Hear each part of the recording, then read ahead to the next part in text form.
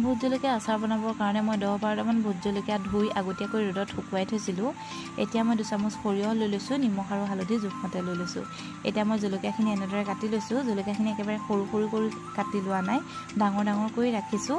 দিন হৈ গ'লে ভোট জলকীয়াখিনি নিজেই গলি যায়, সেইবাবে মই গোটেই জলকীয়াখিনি ডাঙৰ ডাঙৰ কৰি এনেদৰে কাটি ল'লোঁ। এতিয়া এখন পেন পাতি লৈছোঁ, তাতে সৰিয়হখিনি অকণমান গৰম কৰি ল'ম। গৰম কৰি ল'লে পিচিবলৈ সুবিধা হোৱাৰ লগতে ইয়াৰ পৰা ধুনীয়া গোন্ধ এটা ওলায়। আৰু সৰিয়হখিনি মই একেবাৰে গুড়ি কৰি পেলোৱা নাই, অলপমান গোটা গোটা কৰি ৰাখিছোঁ। এতিয়া এটা বাতি লৈ জলকীয়াখিনি কাঢ়ি লৈছোঁ, তাতে নিমখ হালধি আৰু পিচি লোৱা সৰিয়হখিনি দি দিছোঁ। এই গোটেইখিনি ভালদৰে মিক্স কৰি লৈ ইয়াতে মই কেঁচা মিঠাতেল জোখমতে দি দিম।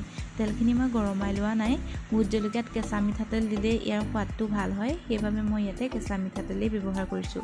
এই গোটেইখিনি ভালদৰে মিক্স কৰি লৈ এইখিনি মই এটা চিচাৰ বৈয়ামলৈ কাঢ়ি ল'ম। এইখিনি মাজে মাজে ৰ'দত দি থাকিব লাগে, তেতিয়া আচাৰখিনি বহু দিনলৈ ভাল হৈ থাকে। যদিহে মোৰ ভিডিঅ'টো চাই আপোনালোকে ভাল পালে ভিডিঅ'টো লাইক এটা কৰি দিব, লগতে চেনেলটো ছাবস্ক্ৰাইব কৰিবলৈ নাপাহৰিব।